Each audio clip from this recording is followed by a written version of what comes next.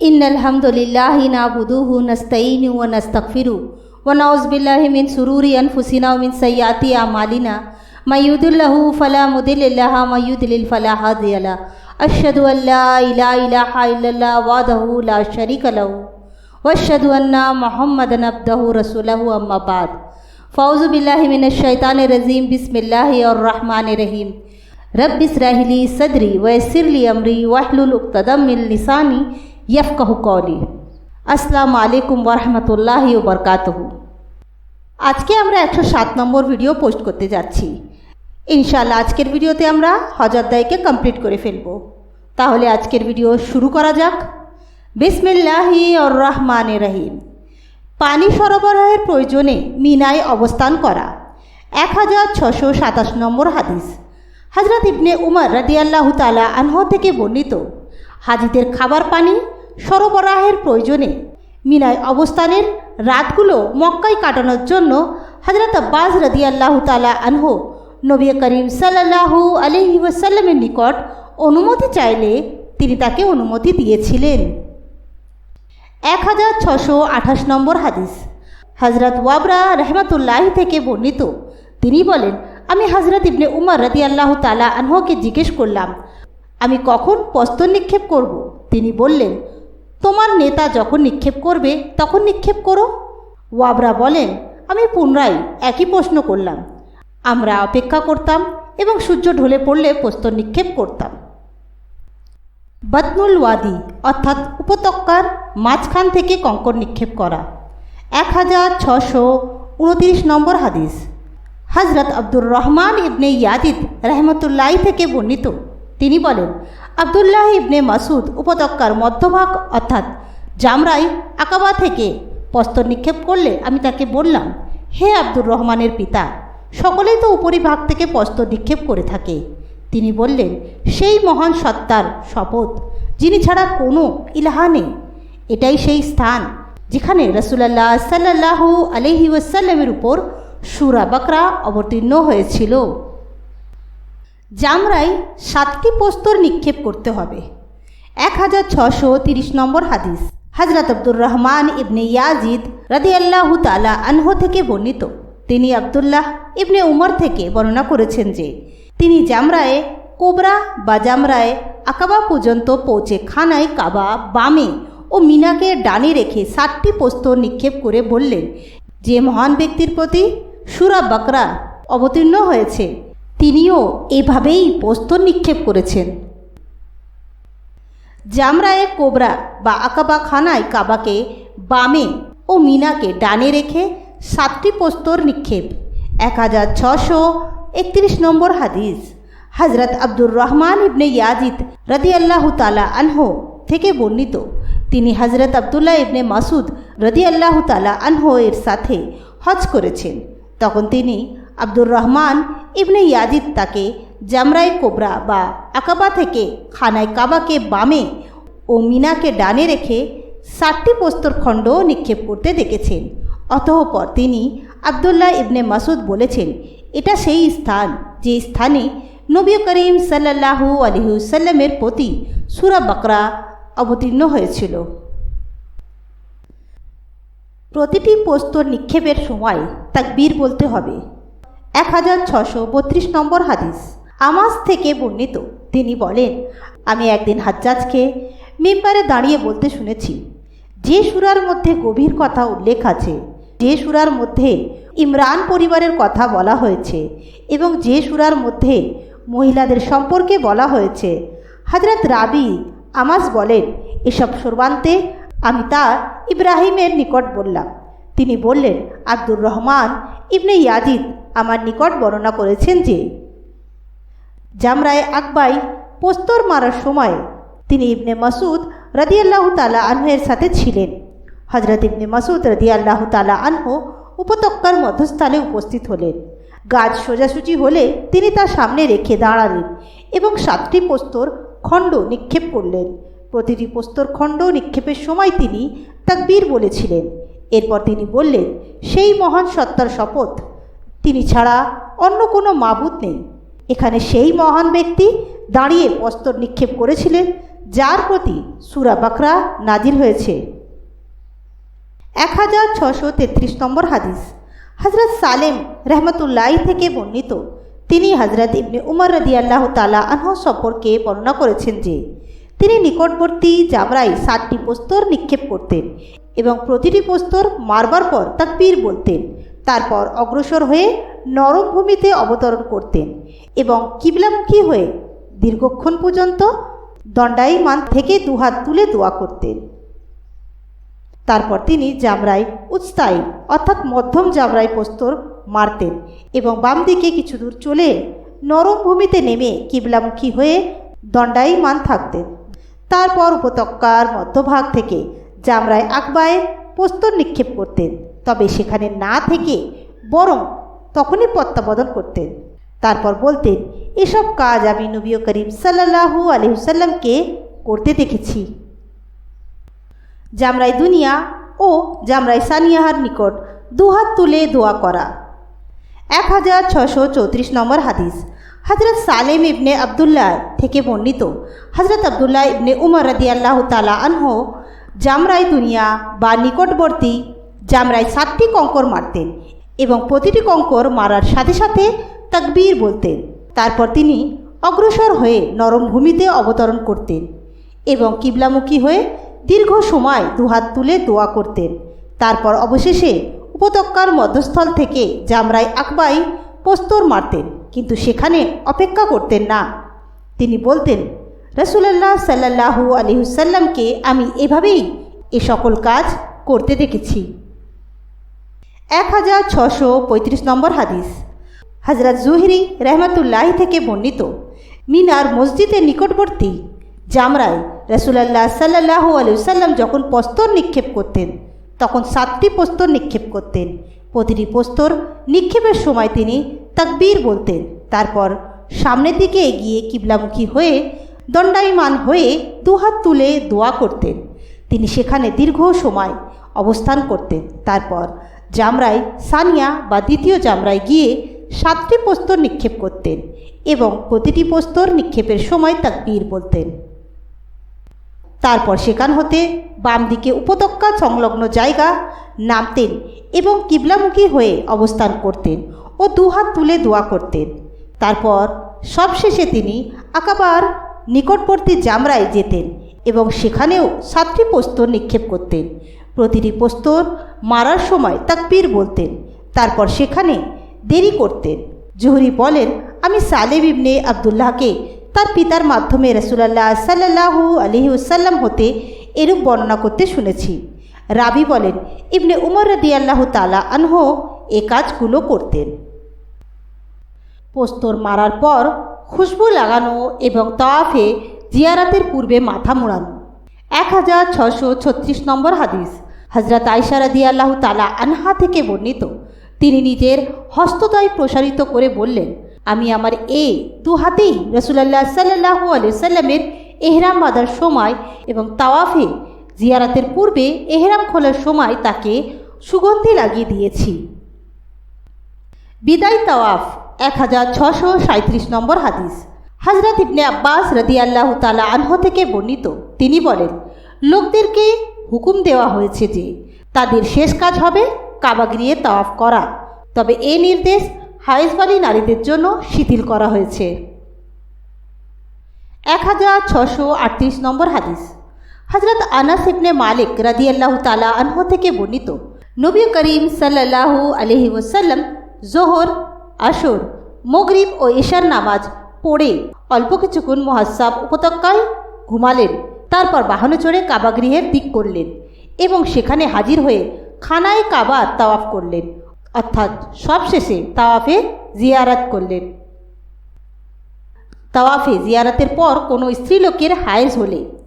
1639 নম্বর হাদিস। হযরত আয়েশা রাদিয়াল্লাহু তাআলা আনহা থেকে বর্ণিত, রাসূলুল্লাহ সাল্লাল্লাহু আলাইহি ওয়াসাল্লামের স্ত্রী সাফিয়া বিনতে হুয়াই এর হায়েজ শুরু হলে সেই সম্পর্কে নবী করিম সাল্লাল্লাহু আলাইহি ওয়াসাল্লামের নিকট বলা হলে তিনি বললেন, সে কি আমাদের যাত্রায় প্রতিবন্ধকতার সৃষ্টি করবে? সকলেই বলল, তিনি তো তাওয়াফে জিয়ারাতের কাজ সেরে নিয়েছেন। রাসূলুল্লাহ সাল্লাল্লাহু আলাইহি ওয়াসাল্লাম বললেন, তবে তো আর বাধা নেই। 1640 নম্বর হাদিস। হজরত ইকরামা রহমতুল্লাহি থেকে বর্ণিত, তাওয়াফে জিয়ারত করার পর যে মহিলার ঋতু এসেছে তার কর্তব্য সম্পর্কে মদিনার লোকেরা ইবনে আব্বাস রাদিয়াল্লাহু তাআলা আনহুকে জিজ্ঞেস করলেন। তিনি তাদেরকে বললেন, সে রমণী রওয়ানা হয়ে যাবে। তারা বললেন, আমরা আপনার কথা মানতে পারি না এবং জায়েদ ইবনে সাবেতের কথাও পরিত্যাগ করতে পারি না। তখন তিনি ইবনে আব্বাস বললেন, তোমরা মদিনায় ফিরে গেলে তথাকার লোকদেরকে জিজ্ঞেস করবে। কাজেই তারা মদিনায় আগমন করে জিজ্ঞেস করলো। যাদেরকে জিজ্ঞেস করলো তাদের মধ্যে উম্মে সুলাইম রাদিয়াল্লাহু তাআলা আনহা ও ছিলেন। তিনি তাদেরকে সাফিয়ার ঘটনা বলে শোনালেন, অর্থাৎ তাওয়াফে জিয়ারতের পর তার হায়েজ দেখা দিলে নবী করিম সাল্লাল্লাহু আলাইহি ওয়াসাল্লাম তাকে বিদায়ী তাওয়াফের সুযোগ না দিয়েই মদিনার দিকে যাত্রা করেছিলেন। 1641 নম্বর হাদিস। হজরত ইবনে আব্বাস রাদিয়াল্লাহু তাআলা আনহু থেকে বর্ণিত, তিনি বলেন, তাওয়াফে জিয়ারত করার পর কোনো মহিলার হায়েজ হলে তাকে রওনা হয়ে যাওয়ার অনুমতি দেওয়া হয়েছে। রাবি তাউস বলেন, আমি হজরত ইবনে উমর রাদিয়াল্লাহু তাআলা আনহুকে বলতে শুনেছি হায়েজওয়ালি যাত্রা করবে না। পরে আবার তাকে বলতে শুনেছি হায়েজওয়ালিদের যাত্রা করার জন্য নবী করিম সাল্লাল্লাহু আলাইহি ওয়াসাল্লাম অনুমতি দিয়েছেন। 1642 নম্বর হাদিস। হজরত আয়েশা রাদিয়াল্লাহু তাআলা আনহা থেকে বর্ণিত, তিনি বলেন, আমরা শুধু হজ্জের উদ্দেশ্যে নবী করিম সাল্লাল্লাহু আলাইহি ওয়াসাল্লামের সাথে যাত্রা করলাম। তিনি মক্কায় উপনীত হয়ে খানায় কাবা ও সাফা মারওয়ার তাওয়াফ করলেন। তাঁর সাথে কোরবানির পশু ছিল, তাই তিনি এহরাম খুললেন না। তার স্ত্রী ও সাহাবাদের মধ্যে যারা তার সাথে ছিলেন তারাও তাওয়াফ করলেন এবং যাদের সাথে কোরবানির পশু ছিল না তারা সকলেই এহরাম খুলে ফেললেন। রাবি আসওয়াদ বলেন, তার অর্থাৎ আয়েশা রাদিয়াল্লাহু তাআলা আনহায়ের হায়েজ দেখা দিল। আমরা হজ্জের সকল আরকান আদায় করলাম। পরে রওনা হওয়ার রাত এলে তিনি অর্থাৎ আয়েশা রাদিয়াল্লাহু তাআলা আনহা বললেন, ইয়া রাসূলুল্লাহ, একমাত্র আমি ব্যতীত আপনারা সকলে হজ ও উমরা দুটোই আদায় করে ফিরছেন। এ কথা শুনে তিনি জিজ্ঞেস করলেন, আমরা যে রাতে মক্কায় এসেছি সে রাতে তুমি কি তাওয়াফ করনি? তিনি বললেন, না। তখন নবী করিম সাল্লাল্লাহু আলাইহি ওয়াসাল্লাম বললেন, এখন তোমার ভ্রাতার সাথে তানিম চলে যাও এবং সেখান হতে উমরাহ এহরাম বেঁধে নাও। উমরা শেষে অমুক স্থানে ফিরে আসবে। আয়েশা রাদিয়াল্লাহু তাআলা আনহা বলেন, আমি আমার ভাই আব্দুর রহমানের সাথে তানঈমে গেলাম এবং উমরার এহরাম বাঁধলাম। এই সময় সাফিয়া বিনতে হুয়াইয়ের হায়েজ দেখা দিল। নবী করিম সাল্লাল্লাহু আলাইহি ওয়াসাল্লাম তাকে লক্ষ্য করে বললেন, বন্ধা মস্তক মণ্ডিত মহিলা, তুমি দেখছি আমাদেরকে আটকে ফেলবে।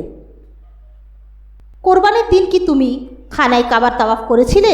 তিনি বললেন, হ্যাঁ করেছিলাম। তখন নবী করিম সাল্লাল্লাহু আলাইহি ওয়াসাল্লাম বললেন, তবে কোনো অসুবিধা নেই, এখন রওনা হও। আয়েশা রাদিয়াল্লাহু তাআলা আনহা বলেন, উমরা শেষে প্রত্যাবর্তন করে আমি তার সাথে মিলিত হলাম। তিনি মক্কার উঁচু ভূমিতে আরোহণ করছিলেন এবং আমি অবতরণ করছিলাম, অথবা আমি আরোহণ করছিলাম এবং তিনি অবতরণ করছিলেন।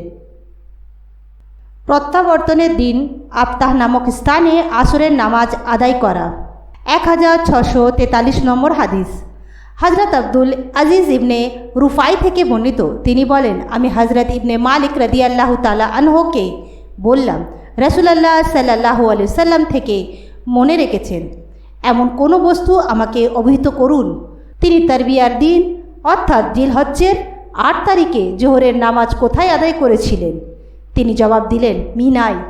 আমি জিজ্ঞেস করলাম, রওয়ানা করার দিন আসরের নামাজ তিনি কোথায় পড়েছিলেন? তিনি বললেন, আফতাহ নামক স্থানে। অতঃপর তিনি বললেন, তোমাদের আমিরা অর্থাৎ আমিরের হজ যেরূপ করেন তোমরাও তদ্রূপ করো। 1644 নম্বর হাদিস। হজরত আনাস ইবনে মালিক রাদিয়াল্লাহু তাআলা আনহু রাসূলুল্লাহ সাল্লাল্লাহু আলাইহি ওয়াসাল্লাম থেকে বর্ণনা করেছেন যে তিনি জোহর, আসর, মাগরিব ও এশার নামাজ পড়ার পর কিছু সময় মুহাসসাবে অর্থাৎ আফতাহে ঘুমালেন এবং পরে বাহনে আরোহণ করে কাবাগৃহে গিয়ে তাওয়াফ করলেন। মুহাসসাবে অবতরণ হজ্জের কোনো অবশ্যই করণীয় কাজ নয়। 1645 নম্বর হাদিস। হজরত আয়েশা রাদিয়াল্লাহু তাআলা আনহা থেকে বর্ণিত, তিনি বলেন, এটা হলো একটি মঞ্জিল, সেখানে নবী করিম সাল্লাল্লাহু আলাইহি ওয়াসাল্লাম অবতরণ করতেন যাতে বের হয়ে যাওয়া সহজতর হয়। এটা দ্বারা তিনি আবতাহকে বুঝিয়েছেন। 1646 নম্বর হাদিস। হযরত ইবনে আব্বাস রাদিয়াল্লাহু তাআলা আনহু থেকে বর্ণিত, তিনি বলেন, মুহাসসাবে অবতরণ ও অবস্থান করা কিছুই নয়, অর্থাৎ তা হজের কোনো অবশ্য করণীয় কাজ নয়, বরং এটা একটি স্থান যেখানে রাসূলুল্লাহ সাল্লাল্লাহু আলাইহি ওয়াসাল্লাম অবতরণ করেছিলেন।